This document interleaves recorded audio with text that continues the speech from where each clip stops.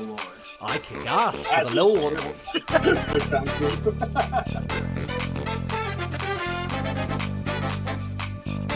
Never loved him the way that I love you. Just drops the mic there.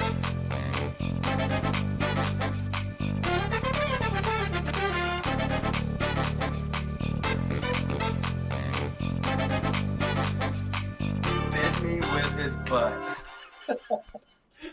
All right, welcome in everybody, and welcome to today's show 52/1993, where we're going to be talking about movies from the year 1993. Welcome in, and thank you for joining me. If you haven't hit that follow button, go ahead and do that, and that way you can join us every week as we talk about these movies from the year 1993, and I'll tell you a little bit more about that, why we chose 1993. It's been 30 years since I've seen some of these movies, so I really just wanted to talk about that and celebrate these movies that we haven't talked about in a long time.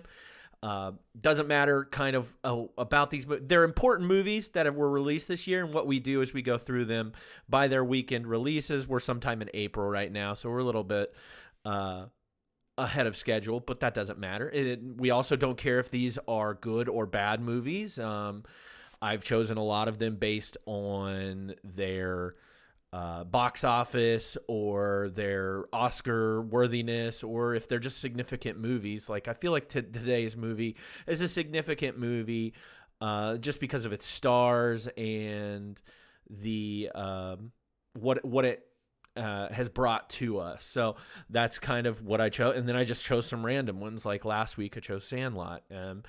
And I feel like these are very similar movies, Sandlot and the movie we're going to talk about today. And then usually I have a guest to talk about the movie with, and then I talk to them a little bit about some things, either about their interest in movies or stuff that's going on with movies or things that we want to do in the future, which is kind of what we'll talk about today. Other than that, I'll go ahead and bring on our guest. He's already been in here before.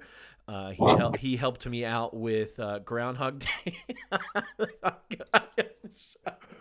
I'm sorry.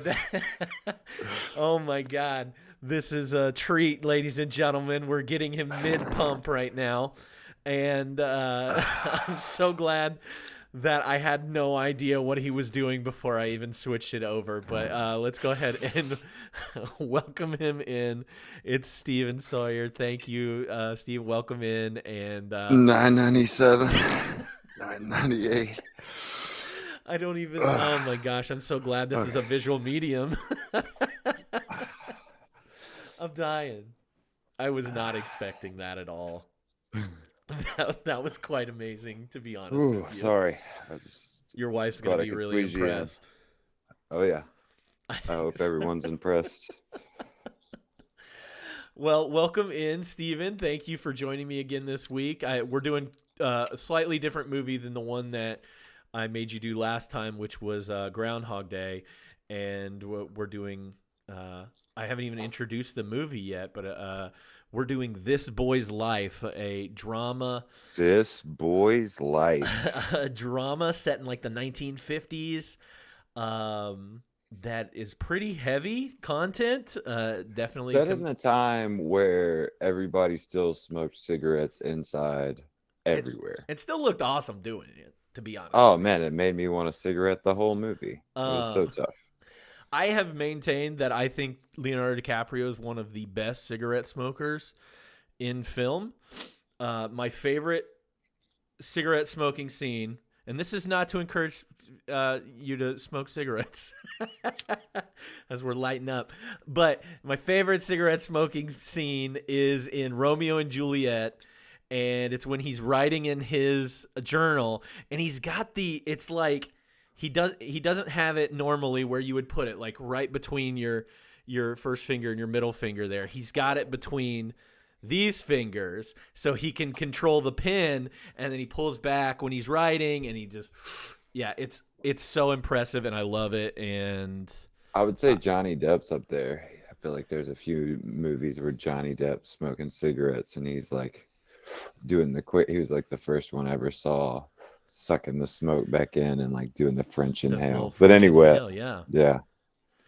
Well, that's awesome. I'm I'm glad this is off to a better start than I thought this was going to be. Set the off to. stage. We're in the age where they're still smoking cigarettes in hospitals, 100%. Oh yeah, definitely. Yeah. 19. These parents were smoking cigarettes with their kid. Like moms were smoking cigarettes while pregnant. Like that's where we're at here with this. Yeah, teenagers are just recklessly smoking cigarettes. Yeah, it's a different time for It sure. is definitely a different time. Well, let me go ahead and introduce the movie. So for the people that are tuning in or listening to us afterward, we're doing a movie called This Boy's Life. It was released in April. It was released earlier, but wide release is April 23rd, 1993. It was directed by Michael Caton Jones.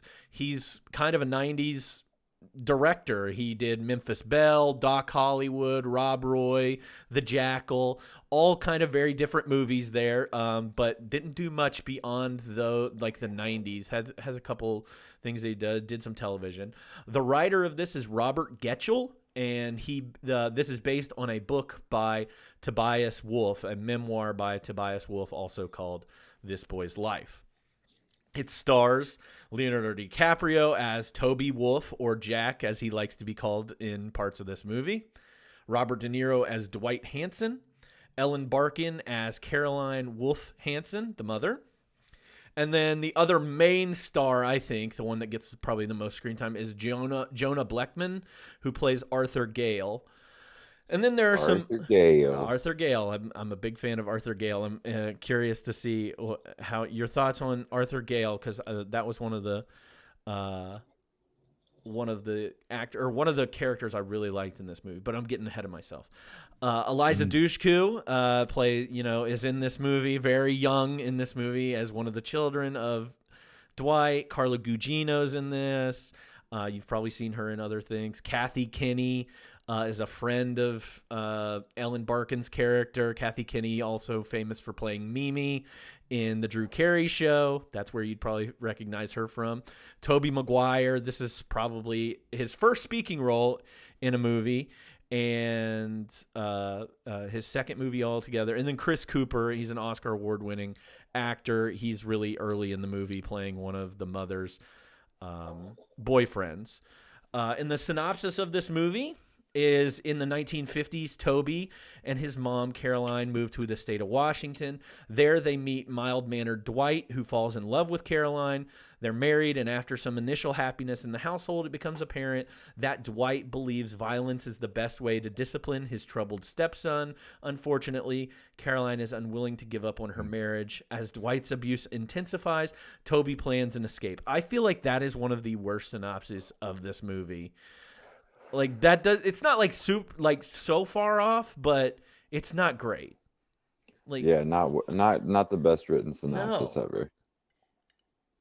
I couldn't find any numbers about the budget on this. Box office was $4 million, so not real great. It's got a Rotten Tomatoes score of 76%, which is pretty decent, and then an IMDb score right around the same with 7.3 out of 10. And the only thing I put legacy-wise on this is it's the beginning of an illustrious career for Leo. This is kind of his look at me, I'm here now. Yeah. Before I jump into talking about some of the reviews that we're talking about here, we've got some chatters in here. Somebody referencing Val Kilmer pulling off the cool look in Tombstone. Great smoker. Val Kilmer in Tombstone. I'm Your Huckleberry. Classic.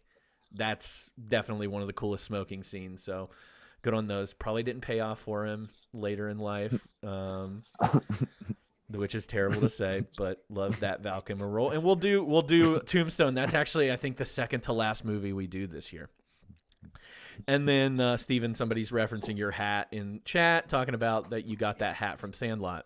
You are Smalls. Sandlot hat. I am Smalls. Shout out Hot Mulligan. Shout out.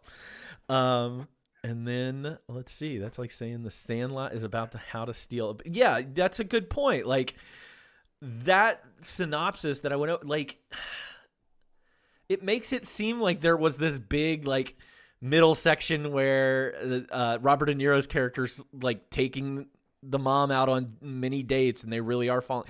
Like it's not even about him. It's about this boy. That's the name of the freaking movie. This boy's life. it's more about him than anything. Let me go over some reviews real quick before we get into the discussion. The movie is largely successful largely because he is a good enough actor to hold the screen on his own in scenes with De Niro, so that the movie remains his story and isn't upstaged by the loathsome but colorful Dwight. We identify with Toby, we understand, but do not excuse Caroline's passivity. And in Dwight, as played by De Niro, we see a pathetic but unforgettable villain. These were parts of Roger Ebert's review of this movie. He gave it a 3.5 out of 4. I think this is, if you do go on the internet and look up Roger Ebert's review of this, I think this is a poor review. Like, he basically just summarizes the movie and doesn't really acknowledge much except for those parts that I had to like read the entire thing very detailed to make sure I got the actual critiques out of it. And I was like, that wasn't that great. But here's another one. Apparently left by director Michael Caton Jones to his own devices, De Niro's familiar tight-lipped intensity is entertaining and watchable, but in This Boy's Life magazine context, it hovers close to cartoon-like.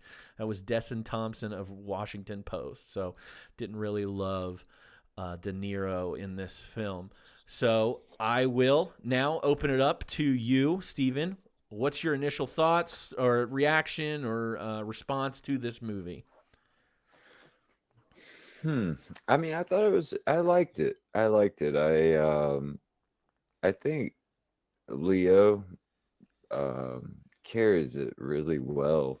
You know, I'm not sure what whose review you were just reading, where you could just relate to Toby. You know, even if you haven't had a hard upbringing, you can get attached to him, kind of empathize with him, feel bad for him. And Leo, you know, finding out that this is one of his first roles, I mean, he was already great at crying. You know, there's a few scenes, not to jump ahead, but I enjoyed it. I don't know that let's see. You know, we got it in the chat that Dwight was cartoonish, especially at the end. I think, yeah, if we're jumping ahead to the very, very ending, maybe. But up to that point, I thought it was Robert De Niro did a great job. Leo did a great job. It was an enjoyable movie. I'm sure we're going to kind of walk through it. But yeah, I enjoyed it. I'd never seen it before. And I thought it was, I definitely don't know that I'd be jumping to watch it again. Has a couple tough scenes to watch. But yeah, I thought it was a good movie. Yeah, I think I agree with everything that you said. I did not love De Niro as in this role as much as I would have liked. I thought Leo was incredible, and especially Leo at 18. Like, so one, Leo is 18 years old when he's filming this. He is playing a child that is 13, 14 years old. And it's clear that real life Leonardo DiCaprio is not like fully went through all, like, he's kind of a late bloomer. He's not fully went through puberty. So he can actually access and look like and appear like this 13-year-old, 14-year-old child. And kind of what you were talking about with that review from Roger Ebert and like empathizing with, like, he plays a child or a teenager so well, and you're not always supposed to be on Toby's side. He's a little shit through a good portion of this, and like he's really good at making you go along that journey, liking him. That we'll talk about. Like, he's a really sweet kid in the very beginning of the movie. He's always very respectful to his mother. He's always like, and very they have that great relationship, I think, with him and his mother. The music, I feel like really gets them. They both really enjoy listening to music together, yes. And that's really awesome. The music and the singing and singing together and like joking with his mother about the the boyfriends that she brings home. Like Yeah. you can tell like it's a common thing, and like she's just trying to be happy, and he wants her to be happy too, but like can joke around. Like they have a good rapport together. Well, one thing that I thought was really interesting about where Leo is like in his career, that was one of the things that I tried to look at is where is he? Because if he's 18 and this is one of his first big roles, my brain immediately went to Growing Pains. And not to jump the gun with any like fun facts or anything like that, but I kind of wondered where this fell in the timeline for his career, because I think Growing Pains was the first thing I ever saw him in. Yeah, same. And so to see him at a similar age in this movie, I was interested to see like where the timeline was, and come to find out they wrote him out of Growing Pains so he could do this movie. Oh, I did not Like, know that. yeah, he was still on contract, and I remember being really sad watching him. Watching. I won't spoil it for anybody who goes back to watch Growing Pains, because I know that's happening a lot these days. If you haven't seen Growing Pains, get out there and watch Growing Pains. That's your homework this week. That's your homework this week. Get on some Growing Pains.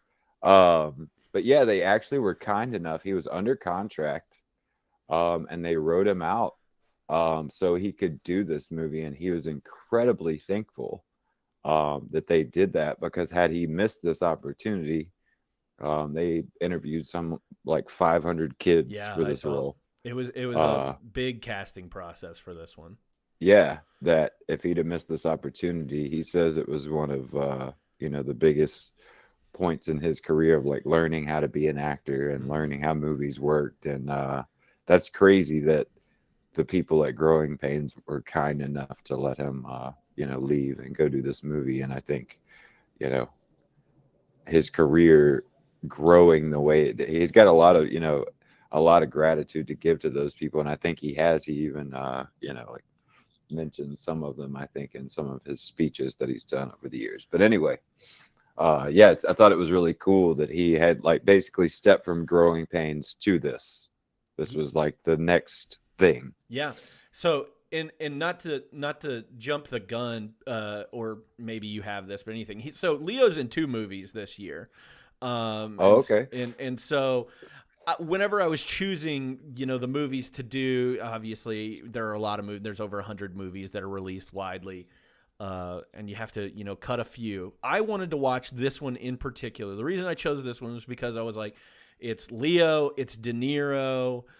This is the first time we get this interaction with it's new actor versus an established actor, one of the greats. And I had never seen this like you. This is the first time I've ever seen this movie. But the other one was What's Eating Gilbert Grape, which he actually gets a nomination for playing Gilbert Grape's brother, Johnny. We had mentioned Johnny Depp earlier in this, but and I had actually seen that movie, and I like that movie a lot, and would have been more than happy. And maybe it could be a bonus episode or something down the line. But I really wanted to see this one, because a lot of people reference this one as yes, that's the one that got nominated. And if you've ever seen Gilbert Grape, it's kind of a hard one to look back on and be like, oh, we're proud of Leo for that role. When this performance is sitting right here. So just a little bit about that too. So yeah.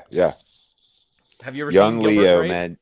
Yes, I have. Love it. I'm really glad you picked this movie, because like you, I hadn't seen this one, and I'm glad. I don't know that I would have sat down to watch this movie otherwise, and I'm glad I did, because man, what a talent at that age. Like we got somebody in the chat. It's just like the skill to be 18 years old.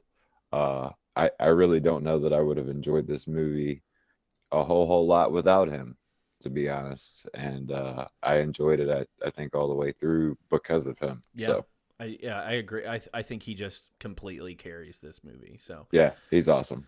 Let's just go ahead and hit on some of the scenes. Let's dive in. Let's dive Let's go ahead in. and dive in. I probably had a tough time like nailing down scenes. So it's more just like, I don't know, areas of the movie. So like the beginning of the movie, we get that we kind of have already touched on it, talking about that we're establishing that relationship between Leo and his mother in this.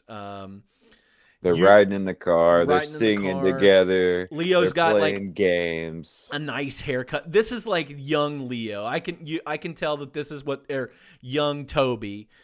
Oh yeah. We're wanting to establish he's a really good kid here, and that we're establishing that his mom has a string of bad boyfriends. Roy is introduced, Chris Cooper's character in here. It just jumped out to me immediately. Like he says, my family was messed up like 5 years ago, but we're just now leaving the situation. Like from the jump, they're like, this is a normal thing from them. Yeah. They're leaving this situation as they've done several times before. And they're chilling and singing and everything's good. Yeah, it's just a way of life for them. They do this. Yeah, they they're used move a to lot. it. They move a lot, and go with the flow. And I kind of like it. And it doesn't.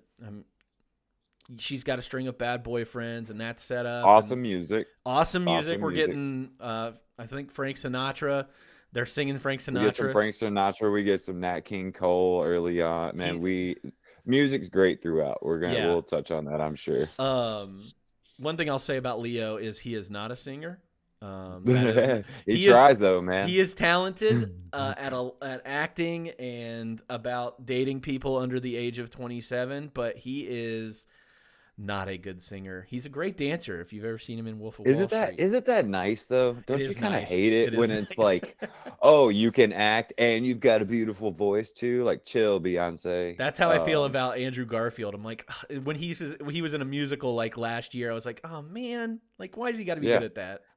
Timberlake. It's like, man, why you got to be good at everything? Just chill. Let some of us have some room. Yeah, gotta let us have something. Yeah, come on, man. There's also Roy. Tries to entice the son. Roy entices Toby. He gets him a gun, Winchester. Little Winchester. And he immediately leaves the room. And he's like, "You guys can bang it out. I don't care. Like, I'm gonna go play with my. I'm just gonna aim my gun at the sky." Scene number one. That's hard to watch. Like Roy forcing himself on mom. You know, like that sucked. Yeah. That was uncomfortable immediately. And you don't know how much that has happened in his life to that that really affects this child. I mean, he's living in a small house with his mother and having to witness all of these boyfriends, and you know that all of them are not great people as they're coming through. Now, what would you say this guy's name is? The guy that plays Roy? Chris Cooper. Man, what a career. I glanced at all that because I recognized him immediately and was like, Adaptation. Oh yeah, Adaptation, great. American Beauty. American Beauty. I mean, what a career. That guy's is in a ton of awesome movies. He's the bad guy in the new Muppets. Which is okay. The one I didn't know that. Segel, yeah. I haven't seen that one. He even sings a song about being a bad guy. It's incredible. Man, I just kind of glanced at his career, and man, just full of incredible. Maybe somebody in the chat can go dive and bring up a few more, but man, just from beginning to end, an awesome career. Yeah, and just a bit role. We don't see Roy after this. Just a tiny little boom, and I was like, man, that guy's been in a ton of stuff that I've loved. Yeah. That was my reaction to him, and but that's also like just a creep.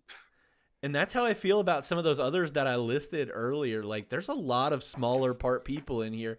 I did list off Kathy Kinney. The biggest thing that I think she ever did was the Drew Carey Show as Mimi. But like some of those other people that I listed off that we meet later, especially like Dwight's children, Carla Gugino and Eliza Dushku. Like, that's little Eliza Dushku from Bring It On. She was in Buffy the Vampire Slayer and several other television shows. The New Guy, I think probably people around our age have seen. I'll Um, save it for a little later, just to like build the drama. But there's also a few little kind of like side roles that I saw faces, just like the first time when we were watching Groundhog Day. mhm. Um, a couple faces that I saw that I was just like, whoa, pause. Who is Who that? is And I that had to, person? Yeah. yeah, and we'll get to it a little later, but yeah, a lot of really good actors in this Mhm. movie. Yeah. So we established them moving a lot. We get this kind of, I don't know if it's not a useless scene, but like them moving to Utah to find They're your driving from Florida to Utah. That's where we start. It is. I to mean, search for that is uranium. to search for uranium. Man, what a long haul. What a That drive. is like, I mean, that's over a day. That's over That's yeah. 24 I mean, hours. in that car, Yeah. come on, man. And it doesn't even work. They end up just leaving the car in the town or Moab or wherever they're at in Utah. They just leave the Break car. down. She's just pouring water into it. Somehow it works again. They finally get there. Yeah, just leave it behind. Every Just leave time it there's a behind. car problem in an old 50s movie, they're always pouring water in it or peeing in it or whatever. And It's even always as the Leo's radiator. narrating, he's like, "This is how my mom handles things. She just moves on. She leaves it behind." Yep. That's their thing. And that's just a symbol. Like, we're just picking Yeah, up our life and we're moving on.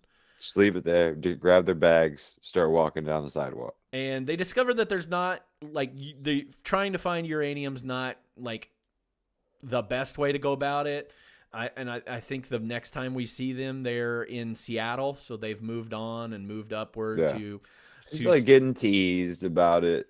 She's going in saying like, "Hey, I'm here to look for the uranium," and they're telling her to go back to Moab, and she's getting poked fun at, and so I think she decides to leave that behind, mm-hmm, and that's when it's like Seattle, because Seattle. Roy Yep. finds them. Mm-hmm. That's right. Roy finds them, and she's like, "Yeah, we got to get out of here." Roy knows where we are, and they go to the station, and it's between Seattle and Phoenix, right? Yes, yes, and they couldn't make it to Phoenix was Phoenix. the next day. Yeah, Phoenix, the bus to Phoenix was the next day. So that they're like, "What about Seattle?" leaves in like 4 minutes. 2 minutes, Yeah, yeah, 2 minutes. 3 2 minutes. minutes, yeah. They're on the bus in no time. So it's perfect. They're headed to Seattle to get away from Roy, to drop the uranium thing. Yeah. And so I think the next time we see the mom and son, like Toby's kind of moved into this like greaser phase, I would say. He's changed his hair up.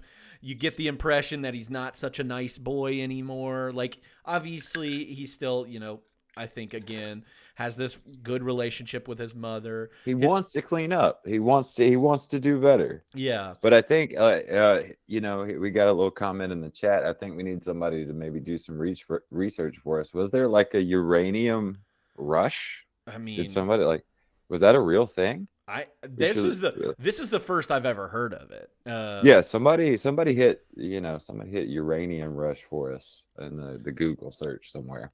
But anyway, moving on. They're now in Seattle.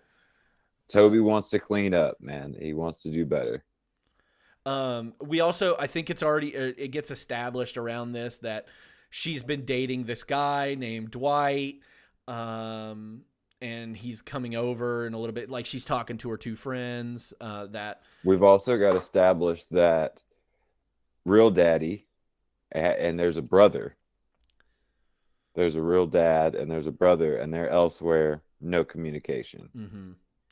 Yeah, they're on the East Coast, right? Like, they're yeah. Princeton. The brothers in college at Princeton, Prep and school. yeah, Yep, he's rich. Essentially, is what we're an elite, and yep. they don't have anything to do with this son and mother at all. So Yeah, and he kind of, sometimes when him and his mom get into it, he's like, that's why you never should have left dad, or you should, that he talks about taking out his frustrations on her as he's trying to do better, and he gets frustrated, gets in trouble at school. Um, and I think that's when that's when the first time I got my heartstrings pulled on is when mom's, like just sleeping in the dark. Mm-hmm. You Yeah, just know, comes man, like home, pulls the covers over. pulls the cover over, man, sleeping in the middle of the day. Too real. That's too real. It's just like giving up on the day like that. That's the first time I was like, okay, okay, that's that's accurate. That's accurate. It's just because, yeah, me and you've talked about that before. Mm-hmm. Just sleeping through the day, And just in because.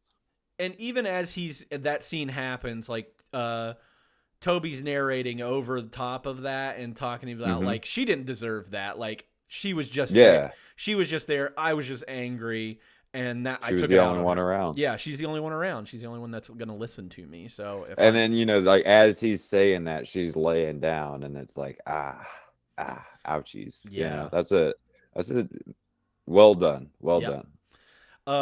I don't know if this is when, like, do we see, is this when he starts causing a lot of trouble? Is this when he pushes the car down the hill? Yeah. So this is when he first, he says, it's for sure when they get to Utah. I think again when they get to Seattle, he knows friends are a big problem. With Mm-hmm. I experienced that in my line of work. Getting around the wrong people can really have a big effect on you. So I think this is the first round of friends that we get introduced to. Um, that they're just up to, they're up to no good. They're smoke cigarettes in the bathroom. They're Uh, saying, like, some pretty ruthless stuff that I guess, like, if for a 13, 14-year-old boy, like, we were probably saying all that stuff, you know? Yeah, I mean it's pretty raunchy there when they start watching Superman together. But I thought it was also very touching that like the silence that he talks about afterwards, and he even says, one of my the things that stood out to me is they had to talk dirty like that. It was like holy water to enter the church. Mm-hmm. I thought that was kind of powerful. It was like them just trying to fit in with each other till the silence of actually falling into, watching Superman was allowed. And And I thought that was again a really good argument for why this movie is so good is because I would argue that's a really good depiction of being an adolescent young man. yeah, So one of these things, and I'm bringing up a movie now. I'm going to bring up a movie just because you just reminded me of this. That Superman scene is really great, and I do think yeah, it explains a few things. So I've recently watched this movie called Women Talking, okay, and it was nominated for Best Picture for the Academy Awards. It's essentially like a play filmed as a movie, but the whole premise is that all these women are in a Mennonite community and they've been abused by men in there, and they're deciding whether or not to leave or to stay. But there's a point in this movie that's really impactful to me, and it's where they're talking about leaving and the discussion of the children that they're going to take. And they're like, we'll take them if they're 12 and under, because they're not like ruined yet. And then they go to yeah. the one male character in the movie, and he's the teacher and he teaches all the children, and they're like, is 12 too, or what do you think? What's your opinion on 12 or 13 or whatever? And he's like, well, boys are different because like the way they soak up, the stuff around them, and it's very reminiscent of this scene that we're watching here. Like they're talking dirty, and they're already taught, they see their elders and how the men in their lives act. And so it's almost like that childhood is still there when they're an Yeah, adolescent in these ages, like in the ages, but like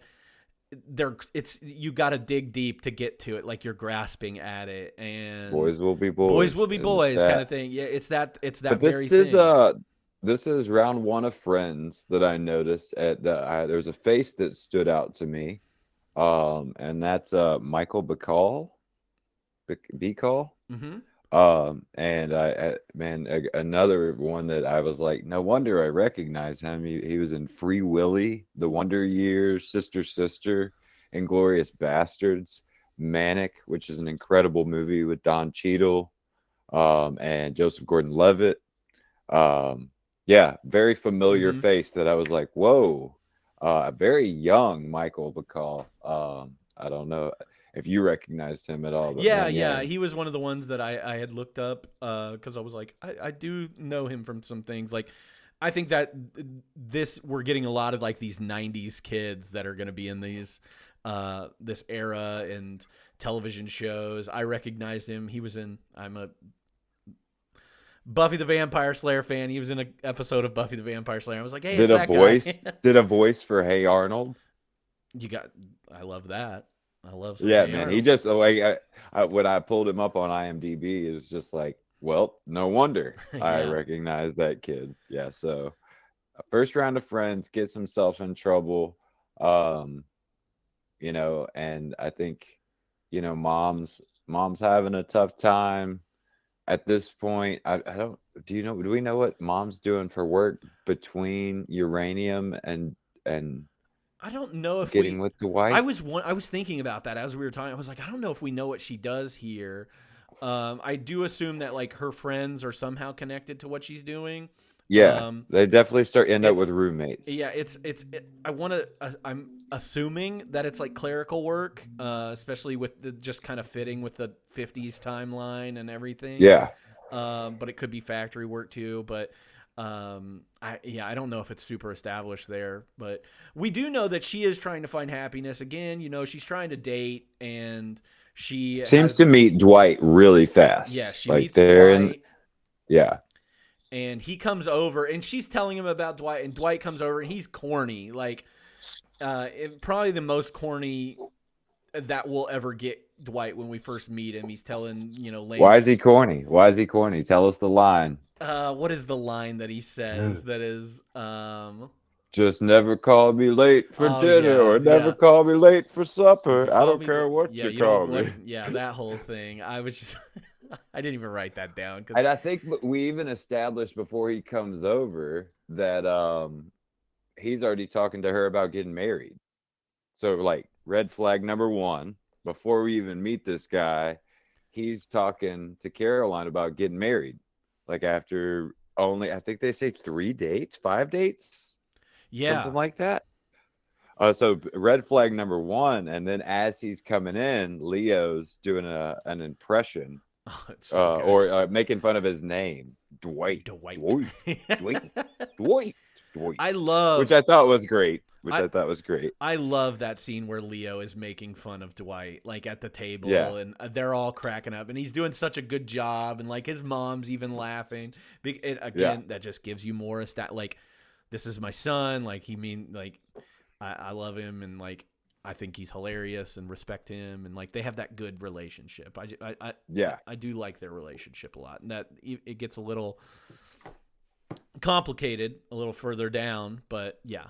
Because now we're in round 2 of Friends, I think, and this is where he's like carving the words in the bathroom. Oh, yeah, which leads to one of my favorite scenes, and I'm gonna be so if you cannot handle obscene words or anything like that, you can mute at this point. My mom would be so upset with me right now, but she goes to the principal, and the principal says he wrote obscene words on the wall, and she says, "What obscene words?" And he says, "Fuck you." And Caroline, the mom goes, "That's one obscene word," and I thought that was like, that's great. That's great.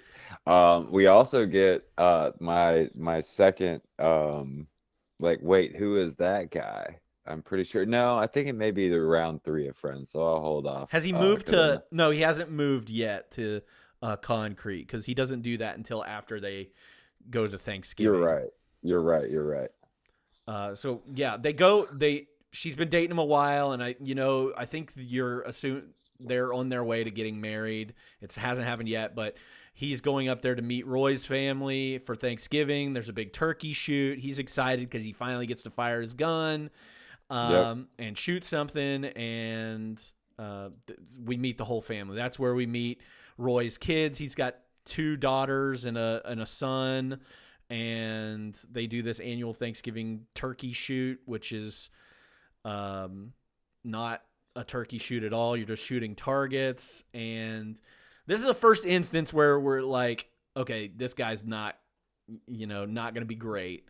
We Yeah. know he's not going to be great, but he essentially lied to Leonardo DiCaprio to get him on board with all this. Say, yeah, you're going to shoot your gun and everything, and he's like, oh yeah, no, they're not going to do that. Sorry, kids can't shoot. So tough. And I love this scene too because we get to see Robert De Niro not know how to shoot a gun at all at the target. Leo's obviously. Well, even before that, when she's signing up, Oh yeah. they're like, "Wait, we we I don't think you could. I don't think you can sign up." And she's like, I'm a dues member, paying member of the NRA." And they're like, "Well, you're gonna be the only woman." And she's like, "That's fine." And then even Robert Dwight's like, "First time for everything." Yeah. And so they're like, I think everybody's just assuming, she's gonna go into the shoot and not do great. And so we get like, I feel like the movie does a great job of like giving the random guy first. And so we get like a general bar of like, Okay, 80 something. what number? Yeah, 80 something. And then we get Dwight, and he goes up, Mr. Is it Navy? Yeah, he was in the Navy. Right? He's in the Navy. He goes up 24. Yeah, apparently they don't shoot guns in the Navy. Yeah, they don't shoot a lot of guns in the Navy, apparently. And then we get Mom, Caroline, steps up 90? 93, I think, is what she ends up 93? getting. Yeah, I mean, just smokes it. And Dwight missed is 2, I think she ends up saying later. She just missed 2 shots. And Dwight is visibly just angry. Oh, like this is probably the best the best acting moments for De Niro, and is when he has to like be very angry, but also not show it and turn into his corny ass Dwight. Like those micro emotions yes. of like, I'm so mad, but I'm smiling because he doesn't have her like. It's like this classic manipulation technique. Like he doesn't have her fully on board yet, so I got to cool my jets and make sure I get her in here and marry her up and all this stuff. Yeah. So Mom wins the turkey, and then they come home, and there's some tension there, I think, with the fact that she won the turkey, and Dwight's not real happy. And I don't know if he kind of blows up after this, if they're all talking about it or not. I feel like there is a little bit of a slight blow up. I mean, big red flag number 2 for me. And I know this is a different time. They're smoking cigarettes inside, like the Mad Men. And I don't mean like crazy people. I mean like the show Mad Men. Yeah. But like at the rate this man drinks whiskey is alarming from the get-go. Like he's just drinking, not mixed drinks. He's just drinking whiskey out of normal glasses. Like he just pouring himself just whiskey and just. That's just the time. Yeah, I mean, you're right. That's probably the time, but that just that to me, when I saw him drinking at the rate he was with that whiskey, I was like, this is going to be a problem. This is a movie filled with undiagnosed mental illness, probably some PTSD is probably in there. Some. You can tell because the first time he goes out there to meet Dwight's family, all of the kids are like, they've already been whipped into shape. Yeah. But like nobody's being bad ever. Like even when he yells at his children, like they're really like not doing anything. And maybe they're seeing that Leo is, teasing his mom back. Maybe they've seen that previously and they think like, oh, we can tease our dad a little bit, and not in that house. So remind me, does he go out to live with Dwight first, or does no? He's gonna go out to live with Dwight, see how that goes, and if it goes well, then they'll get married. Right. That's kind of the agreement, right? Yep. So the first time it's like, oh shit, right? The first time it's like, uh-oh, is when he gets in the car with him alone. Mm-hmm. And he starts driving like Fast and the Furious. Whipping the 1950s car, like he's drifting. No power steering, no anti-lock brakes. Oh man, he's moving. Yeah, that's the first time it's like, oh, this is not gonna go well. And then it kind of does that shift, though. Like, it's that manipulation technique again, where there's some hard conversations that I think he makes him enroll in the scouts and everything, but he's doing it with like good intention. He's like, this will, be good for you, and I'm gonna do it too with you. And hey, I bought you this subscription. Hey, I've got you a job as a paper route. I'm gonna save that money for it. And like, we do see a little bit of them getting along during this. Like, it's not so bad. Like, when I saw this movie, but he's driving him.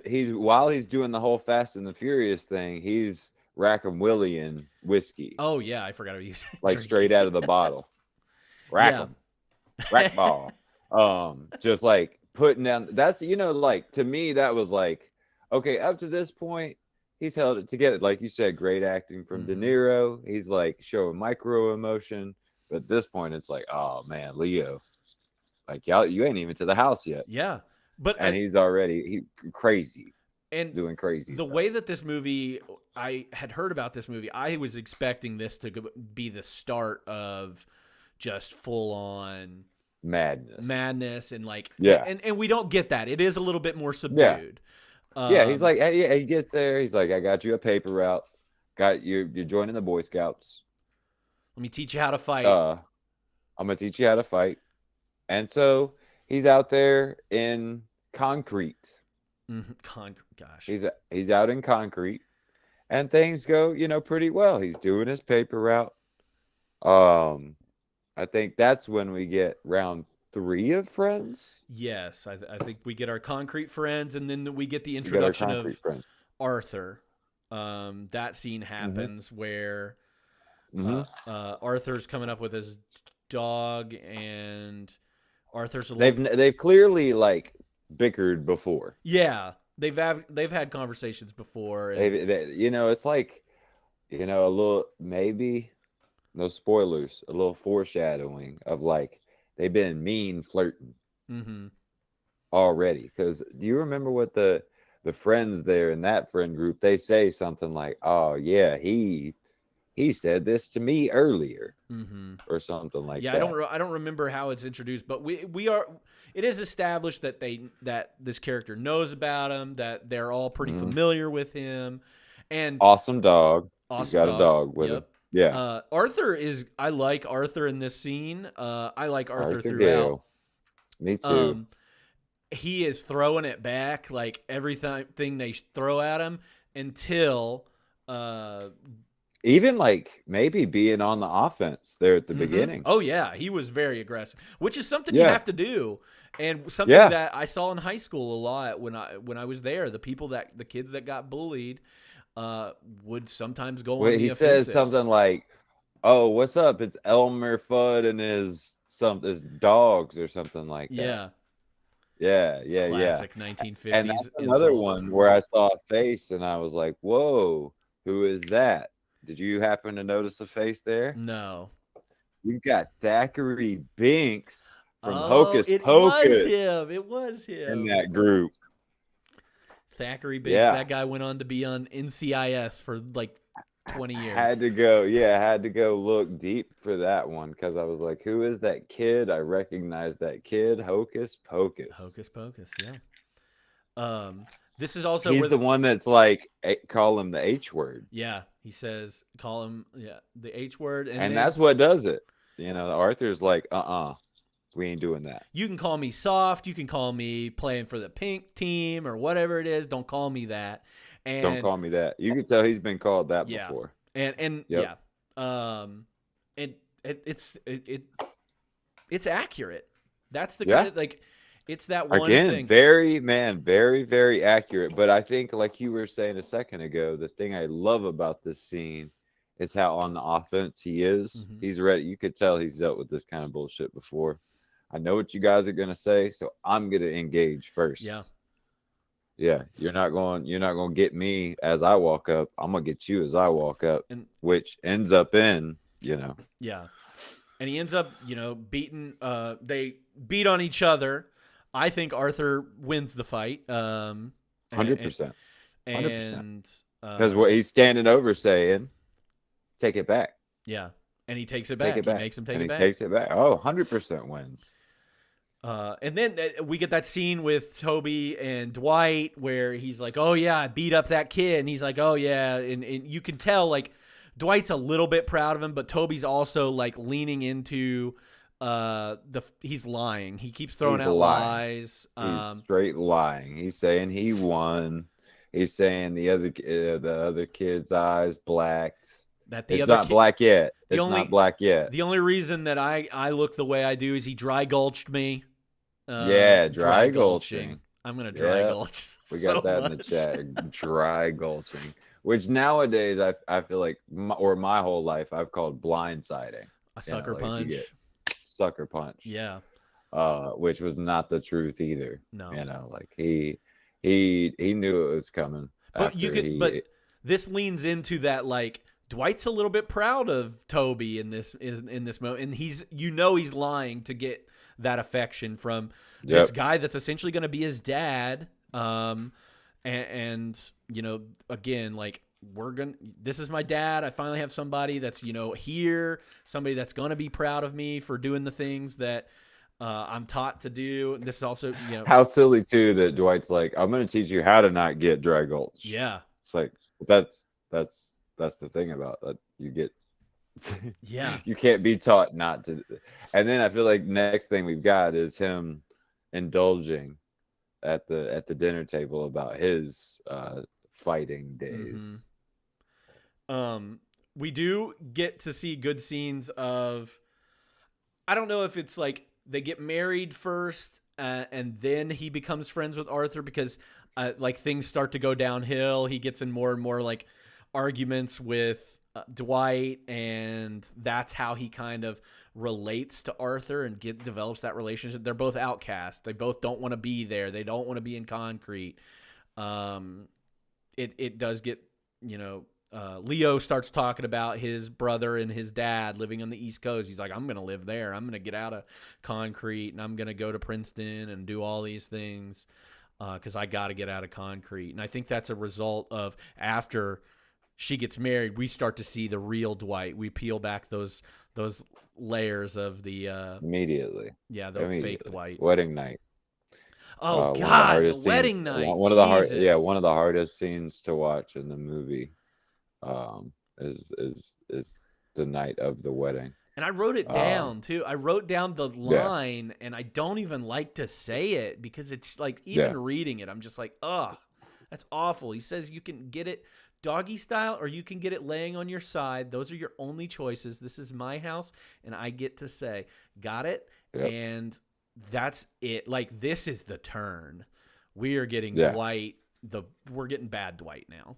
Yeah, I mean, it's what I think people fear about marriage is that you would get a different person on the other side. And wedding night, like Leo notices the next morning, whether it gets said out loud, he's trying to joke around with his mom the next morning. Hey, did y'all have fun and stuff like that? And mom is clearly not happy. Yeah. And that was one of the harder scenes to watch in this movie. Just because she clearly is that single woman just looking for some affection, some true affection. She wants him to be the man that he's like stability, halfway presenting. Yeah. Yeah. And you see all of that crumble as he's holding her head to the mattress in her eyes. And that, it was again, man, like that's a hard scene to watch. That one of the main reasons I'm not going to just turn this movie back on, but probably has happened to,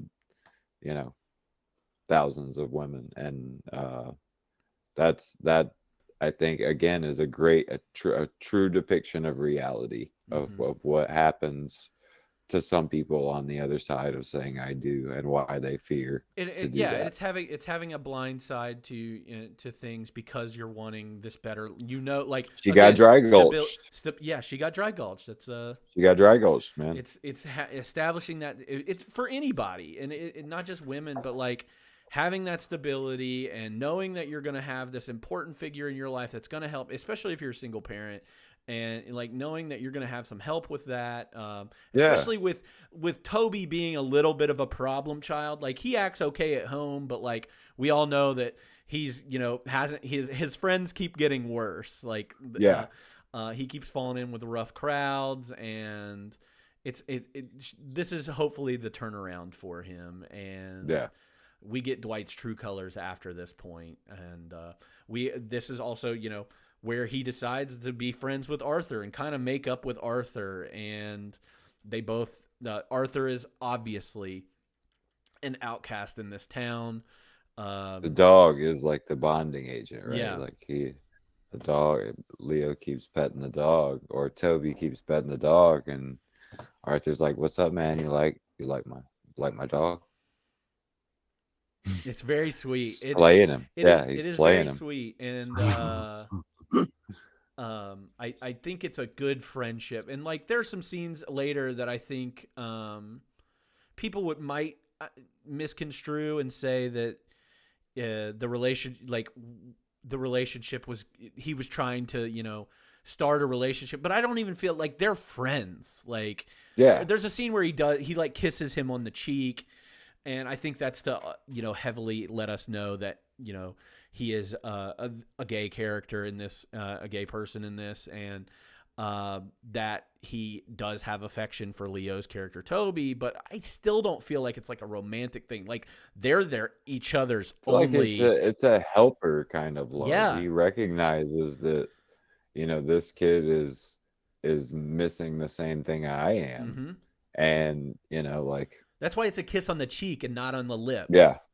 yeah.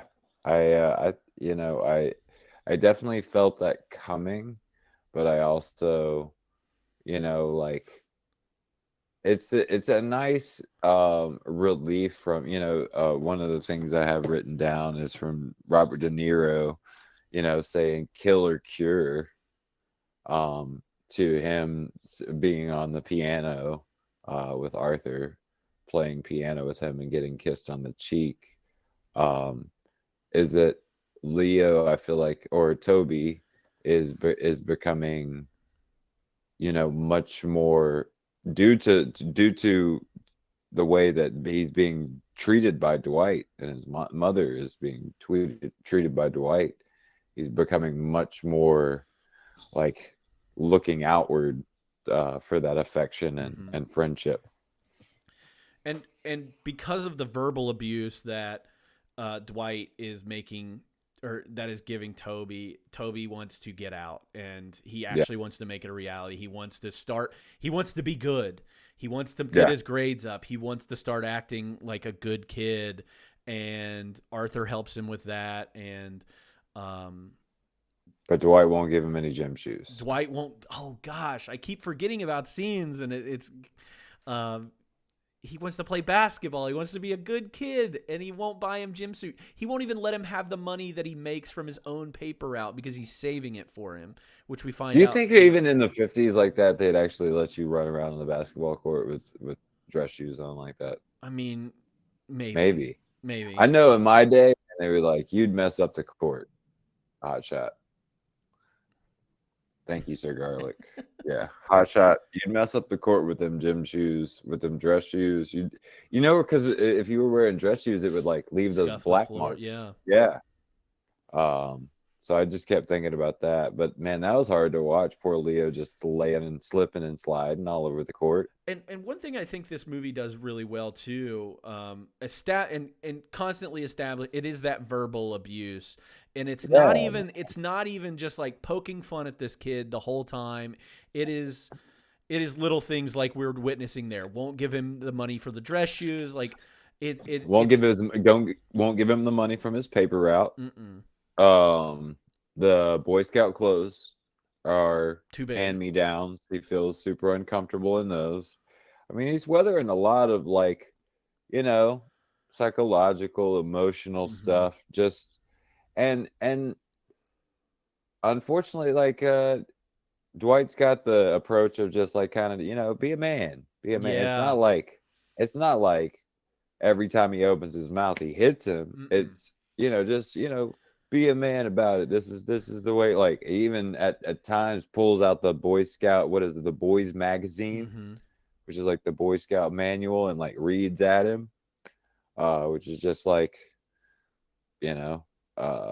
be a man about it. Yeah. And that's I think we recognize in our culture that's a whole nother kind of unhealthy behavior, Hmm. at least. And it's they're using we see this a lot. We've seen it a couple times with the movies that we've watched so far. That boiling point mentality. We don't get a physical interaction. We don't with him and Dwight. We that leads up till Not the yet. very Yeah, end. not Yeah. yeah. Um but we do know that they're like the mom, like that synopsis does say, she does get, pacified a little bit. She doesn't want to get involved in their spats and things. Two of the children of Dwight's kids move out, and so we don't see them anymore. We only see the young one, Eliza Dushku's character, Pearl. She's the only one left And there. we've got like one scene of um the older guy kind of standing up Mm-hmm. just a little bit. Just a He little like bit, kind of yeah. stands up and then books it Yep. after they're having a They get little the hell out spat. of there.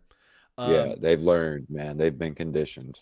so we get again, we have that relationship with Arthur, and now we have Toby trying to get into prep school so he can get the heck out of concrete and not have to worry about Dwight anymore. But he's Yeah. not going to have the grades for it, so he has to ask Arthur, and him and Arthur kind of get into a little a spat in between this, but he asks him to like falsify school records essentially Yeah. to get in and apply for these schools, and Arthur does because he wants at least one of them to get out, Yeah. and he doesn't At think first he's kind of jealous and he's yeah, like, why should you be the one that gets out? But then, breaks the rules for him. And one of my favorite quotes from this that when Arthur's Toby's wanting to get into prep school and he's kind of back and forth with Dwight. Dwight says, you should want in one hand and shit in the other and see which one fills up first. gosh, so many old manisms in this. Yeah, that was one of my favorites. But yeah, definitely Arthur comes through with the blank transcript so he can fill in his paperwork It's and get very all that catch me sent if you off. can in that situation too. He's sitting there typing Oh the yeah, letter typewriter grades in. style. I like that. Hey. I should have done that. And the scene I think that was very tense is the one he gets a lot of rejection letters from these prep schools, but he gets one, and he gets an interview with this one school, The Hills. Hill School, The Hill School, yeah. and he has this interview with the guy, and the guy likes him, and obviously the transcripts look good and everything. But the scene after the interview where Dwight meets him on the street, and Yeah. Well, we've also got a new round of friends here too. oh yeah, this is the Tobey Maguire Which friends, right? this is the Tobey Maguire friends, which we need to at least mention that Tobey Maguire has a scene here in the new group of friends. We were also introduced to Psycho, who's drinking gorilla blood in the back seat, which I thought that was funny too, because they're just like pouring vodka into fruit punch. Been And he's there. like, gorilla blood. Yeah, exactly. Yeah, I thought that was pretty cool. We also get another one of my favorite lines. I won't dive into it because, like you said, my parents would be disappointed in me. But one of the new friends says I would spend about a week with my face right in it. I won't say what he's referencing directly, but yeah, I thought that new group of friends, we've really taken it up a notch. Yeah. And so yeah, he's rolling around with this new group of friends. He's talking about getting out. They kind of tease him about it, which I think is important for a later scene as well, right? That scene where are you talking about the scene where they're at the fire? Like he's getting all these Yeah, rejections and everything, and he realizes he's Yeah. like, my dream's not gonna happen, and none of these other people's dreams gonna happen because we're stuck in concrete and we're stuck with Dwight's in our lives, and we're never gonna be anything other than a grocery store bagger or a ditch digger or any of these things. We have big dreams and we're never getting out of here. Yeah, and that's like I'm not gonna lie to you. This is the first time I got a little teared up in the movie when he kind of falls back and he's laughing, and then he goes into tears. That was the first time I was like, man, Leo had it at 18 years old. Yeah. At 18 years old, he had the capability to make me tear up. Like, just the laugh to cry motion that he does. He's a good crier. Man, it seems so real. Because that's what it is. He is not afraid to like have that ugly cry, which is a true cry. Yeah. You see people cry in movies and you can tell like, oh, that was a stage, that's manufactured, that's a sad cry. Yeah. Like the hysterical crying, because we've all been there. None of us are going anywhere. Yeah. None of us. Yeah. That was pretty heart-wrenching, to be honest. And then I think pretty quick we get the table saw. Oh yeah. We get the table saw like almost right after that. Mm-hmm. Where it's like, to me, when that scene is introduced and he's cutting wood the way he is, I was like, okay, first I got to remind myself we're in the 50s. But he's about to cut his finger. Yeah. Like, there is no doubt the way he's cutting that wood, he's about to cut his finger. But anyway, that was a standout thing to me. Is that as soon as I saw that table saw and him just like, he got his hand in the wrong spot. You need a guide, man. I was in shop class. Yeah. I know. Woof. But that scene that I was talking about where he does that interview for that prep school, Dwight runs into Toby and this interviewer from the school outside of the diner where they were. And I was like, that was one of the points in the movie where I was like on the edge of my seat, like please, Dwight, don't ruin this for this child. And I hate to jump backwards again, but the only reason I bring up his new friend group is because his friends come in the diner talking real dirty right before that. So he's doing the interview in the diner. Friends come in talking real nasty, and he's like, "Oh, yeah, please don't see me. Please don't see me." And then goes outside, and there's Dwight. And that's how you know that like this is not who he wants to be. His real friend is Arthur. It's not those, because he is so embarrassed by them and knows what they do is bad and by everybody but Arthur. Yeah. But yeah, I was so afraid that yes, like his friends were going to embarrass him, and then you get double with Dwight there, and you're afraid that Dwight's just going to ruin everything. But then you're kind of like, man, maybe it was good that guy saw that he's I got to get this kid get out of a bad situation. Yeah, exactly.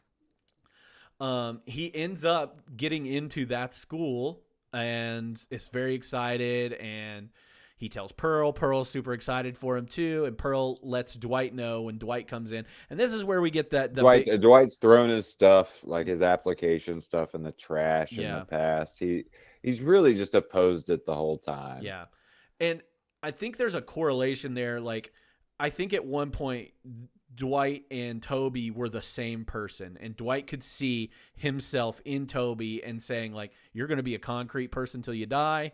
You're going to be just like me. And I think there are parts of that where Toby accepts that. But in this instance, it's like Toby's light out of here, out of concrete. One of the stronger scenes is when Leo's like, I feel like him. Yeah. Like I act like him. I feel like him. Man, that was awesome, because like, you spend enough time around rotten people and you get rotten yourself a lot of times, and that was powerful, man. Young Leo coming through strong, man. He crushed it. And then hot shot. And it all culminates in this final actual physical encounter with Dwight and Toby, and I mean, it's a tough watch. Well, we've got one thing I want to bring up before we get there is he finds out he's in, right? He's like, everything's worked out, and Mom and Pearl are doing a puzzle, and like the dialogue the whole time they're doing the puzzle,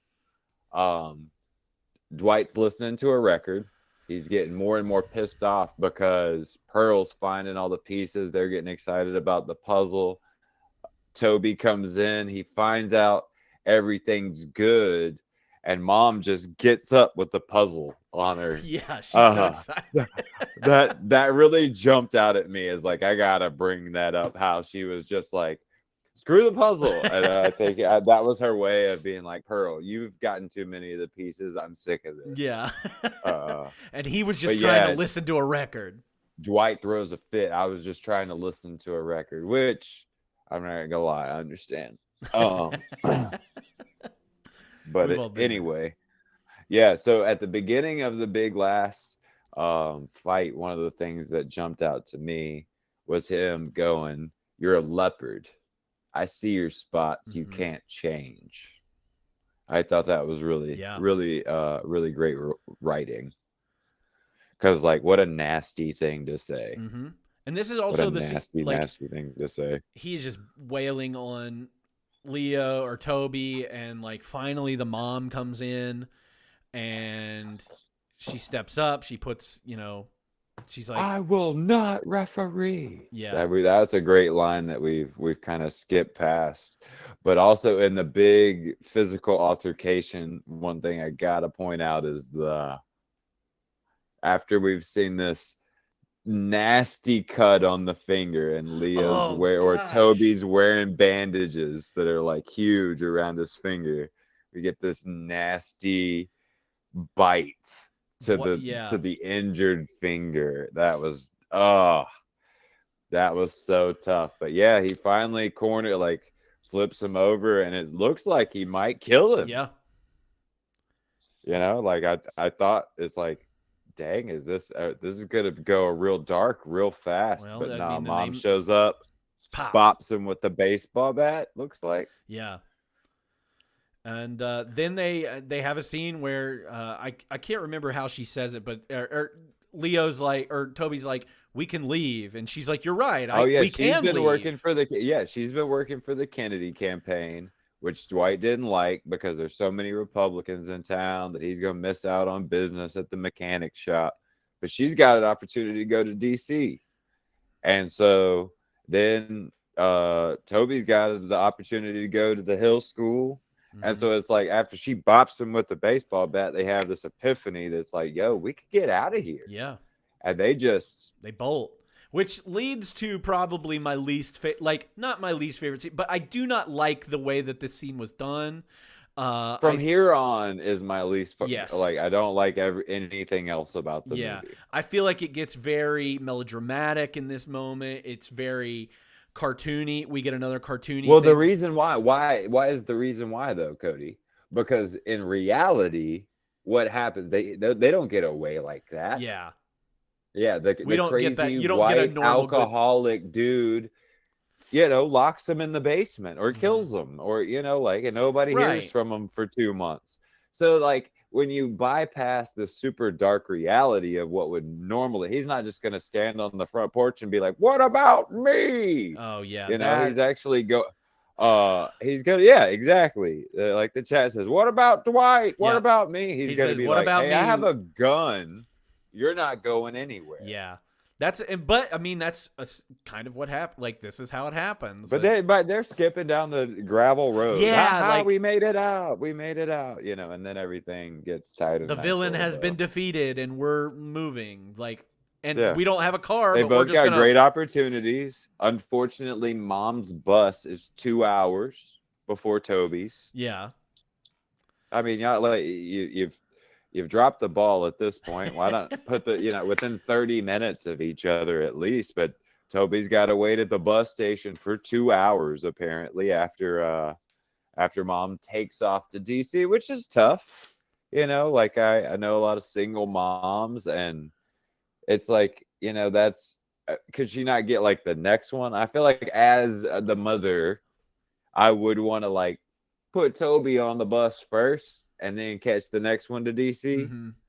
Not be the one that gets on the bus and be like, deuces, good luck out there. They were pretty independent back then. They let everybody that's where it goes a little haywire. I really got to point this out, because this is why it'll get the rating from me. It does, because it's like pretty strong up to this point for me. Pretty accurate. Great depiction of what it's like to be a teenage boy. A great depiction of a shitty stepdad in that time frame. I thought it was pretty great. and then it just towards the end, man, Yeah. we mom gets on a bus. He, kind of chases after the bus even, and Yeah. I was like, It's man, come super on. melodramatic. It's very lifetimey at that point. Like it's just Cartoonish is yeah. a great point. Who That who line was it that that said that? I think Sir Garlett said that earlier. No, I feel like you read that from a Oh, review. Roger Like, Ebert's or not Roger yeah, Ebert. It was Ebert the said, no, it was the other guy, the negative review. I forget his name from the yeah. He like that. That's really when at this point, I agree. It yeah. gets real cartoony, In the line here is especially when the things start rolling. yeah, when the line is what about me? What about me? When is it ever Dwight's turn for some consideration? What about me? I'll tell you one thing, you'll remember me. And the delivery of that line I know a is thing or two I know a thing about or a thing or two. two. Gosh. Ugh. And it just like I had some problems with De Niro Killer cure. throughout the I was getting ready to talk about that, the bad accent. Like that was I had a little bit of problems with that. That doesn't always affect the acting, but the slipping in out of an accent, he sounds like a Canadian half the time, which is what I think he was going for, because they're up in Washington and everything, so they've got that kind of accent, but he's still De Niro. Like we're talking like this is the guy from Goodfellas. This is the guy from The Godfather Part 2. Like, we're getting that accent here. And so I was like, you tried, man. Like, he's trying some things this year, and they're not always hitting for me. And then... This is where it slips into a dream for me. Like, as soon as they're like, she hits him, like, they both get knocked out and they slip into an alternate reality because they're both dead. It's a fever dream. So that I think if on top of everything, then we get the run of what's happened with everybody, right? We get an update on Arthur. We get an update on everybody. Turns Toby. out pretty good. Yeah, it's like, the first one's Dwight's dead. Oh yeah, he died. He actually stayed died. There. He stayed in concrete and he died. Caroline goes to Florida, I believe, and gets remarried. She's happily ever after. Mm-hmm. Arthur is a successful businessman overseas in Italy. An Italian businessman. Everything works out for everybody, especially Toby, who is kicked out of prep school, joins the army, does a tour in Vietnam, and writes this. Yeah, becomes a writer. Watch. Yeah. Him and his brother are both writers. Just seals it up in a nice little bow in a way that's a little too much after such a tense, it's just a little. They happily ever after, which is nice. It's a nice little bow. This was based on a memoir, right? I guess they could have tweaked it to more to entertaining ending.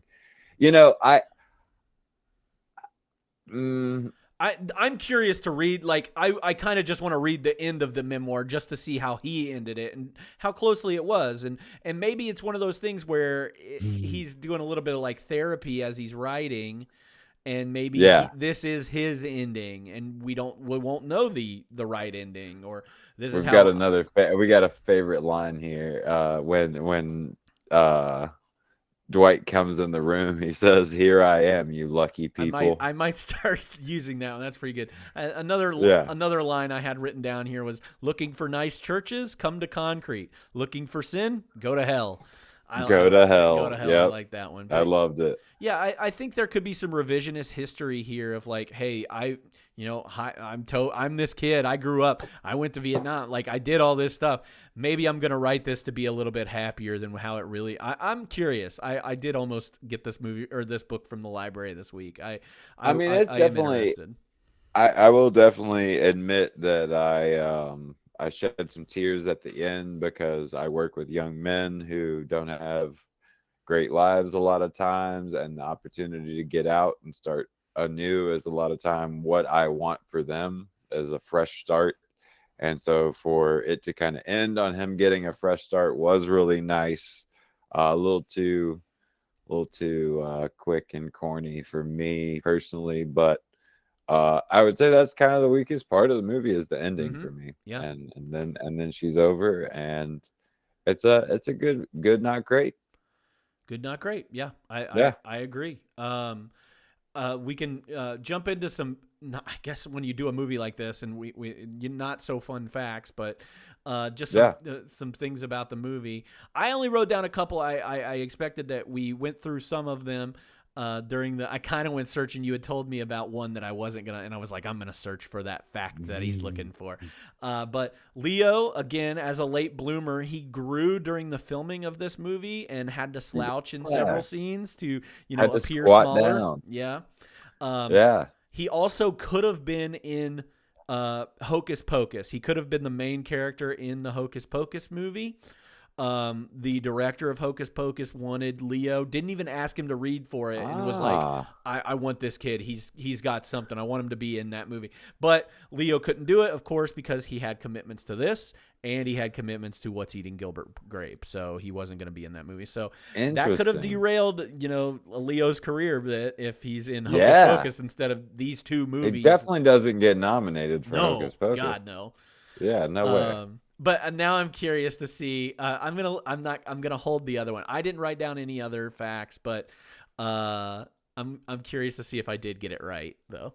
The one that you were talking about. No, I said it early. It was just the growing pains thing. Oh, okay. I That did not know really that he one. would I did have, not get it. yeah, he would have not gotten the opportunity. I mean, he was under contract with growing pains, and they could have said, no, you're under contract for one more season, and they wrote him out so Yeah, he could that's do nice. this movie. The Yeah, one, I mean, like a huge game changer for him, and like it shows like kudos to the growing pains people, because I don't know if we would have Leo where he is, yeah. and in this timeline, without the kindness of the growing pains folks. So shout out growing pains. Don't give Kirk Cameron too much credit. But fuck Kirk Cameron.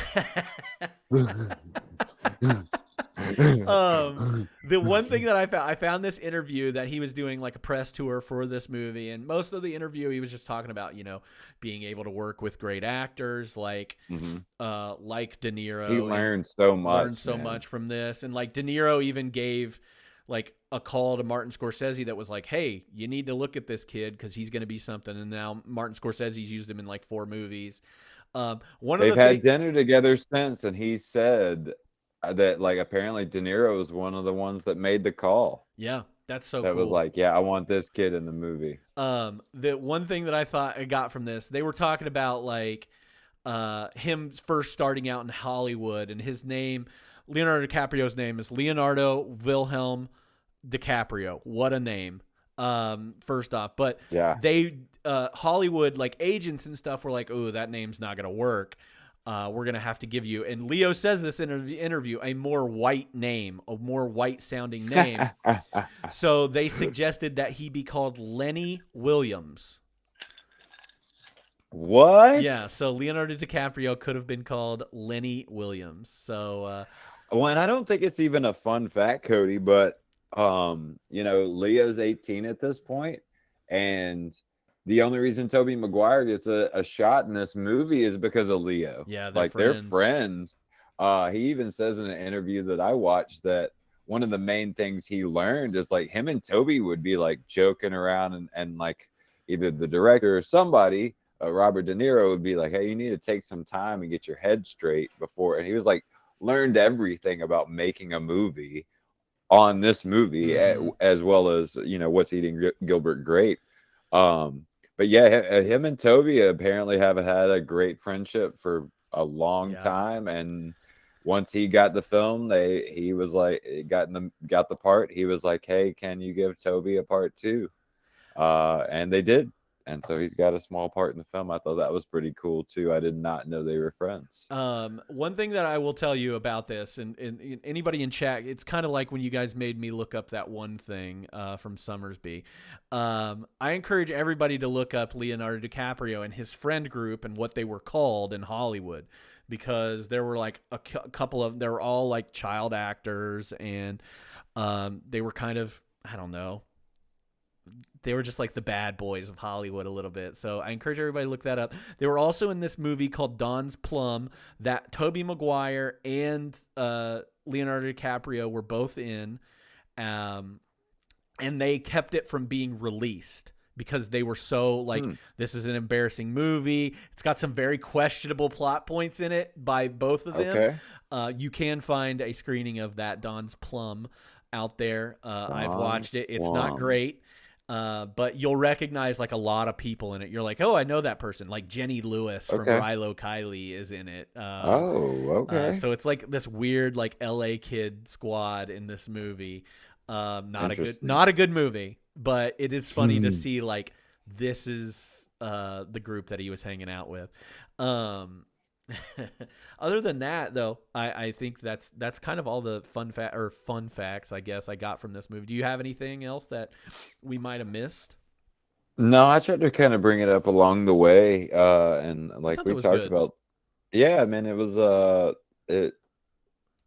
it wasn't a very fun fact kind of movie. No. There were several scenes that were hard to watch. I think if I was going to recommend it to anybody, I would give them fair warning Mm-hmm. because I did not like watching a couple of the scenes. It's just like any movie. Sometimes things are hard to watch, and this definitely had the last fight scene with De Niro and DiCaprio, and then also the wedding night part. I thought were tough Yeah. for there being no like over the top violence. It just really was emotional. Like it was just tough to watch. It's a tough So watch, yeah.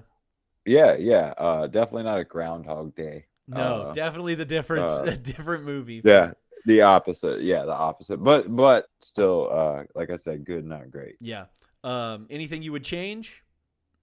The ending The for ending. sure. Yeah. Um, That's what I had I too. think even as I thought about it, just like leaving it more open ended. Like even if you just, I would take them getting on the buses, getting away, and stuff like that. Just don't roll the tight ribbon around everything, and I think I'd like it better. Um, but I also think, a little bit more drama and getting away there at the end would have been nice, where he like wasn't just standing on the porch, Just crying. Yeah. and they're skipping away like everything's fine Yeah, that all again. of my notes were on the ending and also De Niro. Like, De Niro's a fantastic actor, but like I just don't. I can't say it enough. Leo acted circles around him in this movie, and I'm glad Oh that he yeah, learned a lot from him in this film. But like, Leo killed him in this movie. he had a lot of room too. I mean, De Niro just had to play asshole stepdad. Yeah, So and say corny and lines. Leo got to pull on our heartstrings. Yeah. Versus nobody. I guess sometimes you come away from a movie like, man, that villain was incredible. Yeah. But man, Leo really just, it's easy to empathize with him in this one because he just can't seem to catch a break. What'd you out of your ratings, what did you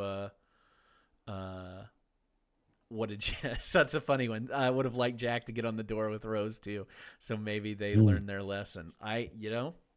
That's a good one. That's a good one.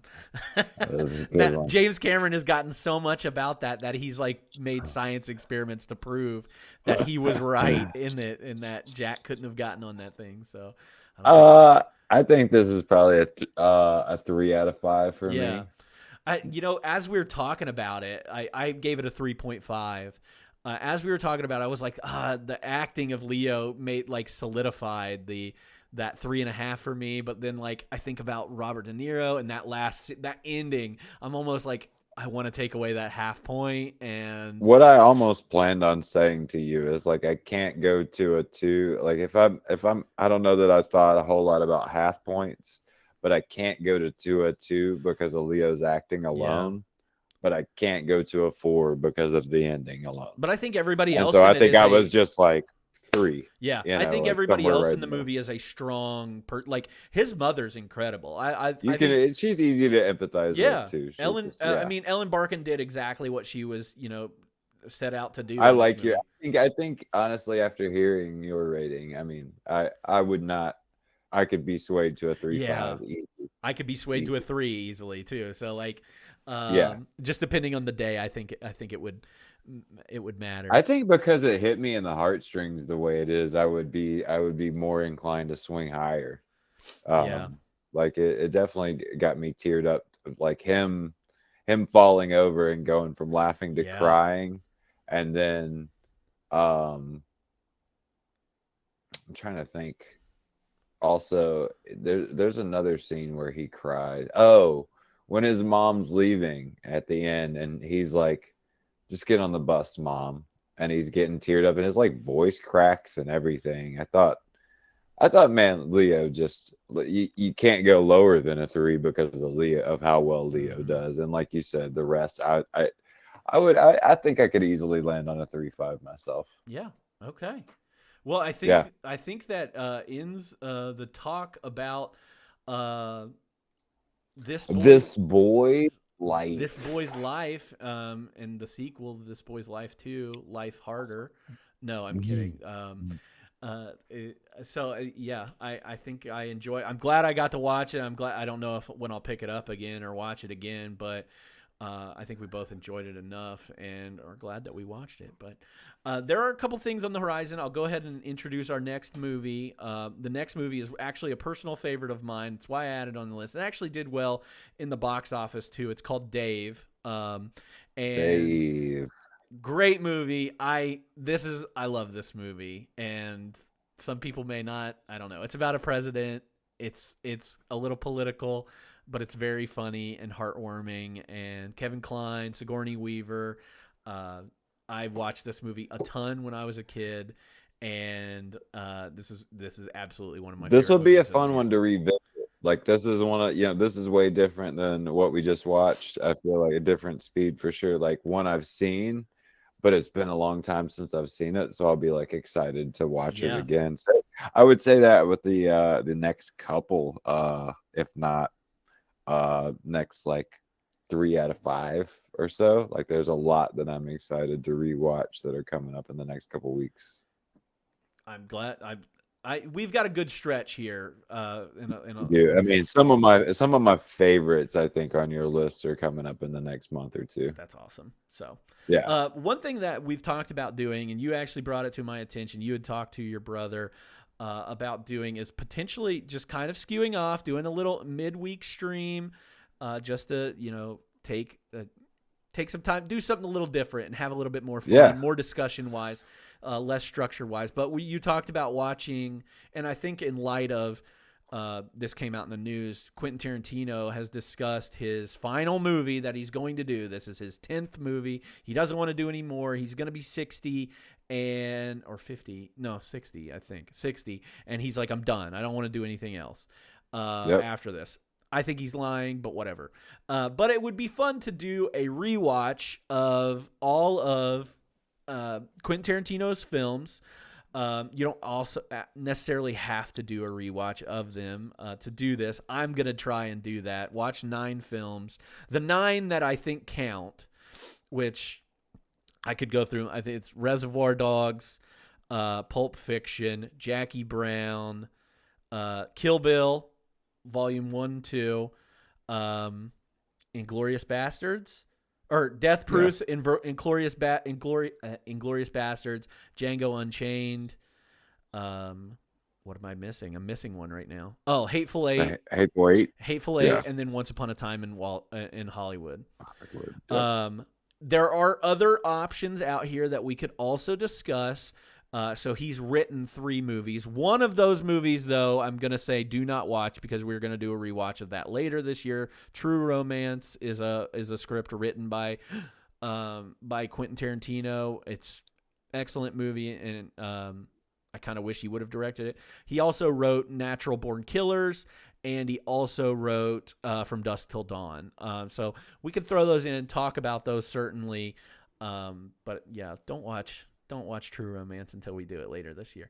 But the other ones are definitely mandatory. So I think in the next couple of weeks, we're going to look at doing that. And sometime in the Yeah. middle of the week, maybe like a Wednesday or something, we'll get on there and talk about Tarantino, who's probably one of our greatest directors of the last 20, 30 years. So Yeah, Um, some of my when it comes to like more action, when I think about like Kill Bill, when I think of Inglorious Bastards, Death Proof, Django, like really a genre of its own, where it's just talk about intense on the edge of your seat, um, kind of movies, like just a category of its own. And I think that's why me and my brother were talking about it. It was just they're so fun to try to compare hmm because you can't really compare them to much else. Yeah, So and I think yeah, he's. and like you said, with the announcement of hopefully the fake number 10 and final movie from him, it is definitely something to. I'd be interested to see What what everybody number ranks 10 it, is going yeah. to be. Yeah. And for note, I named 10 movies originally, combining Kill Bill 1 and 2 as one full movie. I believe is how he Ooh. clarifies it, because there are 10 in his directed, but I think Kill Bill goes as a full movie. That So, this will be. I definitely look forward to rewatching. yeah, I agree. Rewatch is mandatory absolutely. So, if you can, if you got the if you time. got the time, I think that would be a fun one to talk about and get on here and discuss. And we could get, several of us on here. I think we can do up to like 6 people at one time, maybe, on this. That would be Well, a I lot of think fun. like everybody, like I don't think anybody's gonna like. I would recommend all these movies to anybody. Hmm. Almost like these. If you haven't seen all of these movies, they're worth your time. Even if it's not your favorite thing, Yeah. they're worth your time just because it's Tarantino. So, but definitely, some of them are. You and I have already discussed it. Some of these are our favorite movie. You Hmm. know, top 20 Yeah. favorite movies. My list would So yeah, change on any it'll be given fun. day. Yeah. Yeah, like it'll be fun to definitely bounce ideas off each other because even just talking about this boy's life, I would agree with you. I think I led on a 3.5 here. All right. Well, thank you everybody to who's joined us. If you have joined us, liked what you heard, please give us a follow on Twitch. It's at C Twitch or Quatesy Twitch on here. If you're if you're watching on YouTube, or if you give us a follow on there or subscribe on there, do whatever. It's all CD Waits on any other platforms. And Steven, thank you again for joining me. There was a good discussion. I think we Yeah, both man. said it was going to take like an hour, or it was going to be a short one, and then it ended up being one of the longer ones. So I really I really appreciate. enjoyed it. Yeah, I really appreciate you, and we'll do some more Later, buddy. later. Thank you all so much. Have a good one.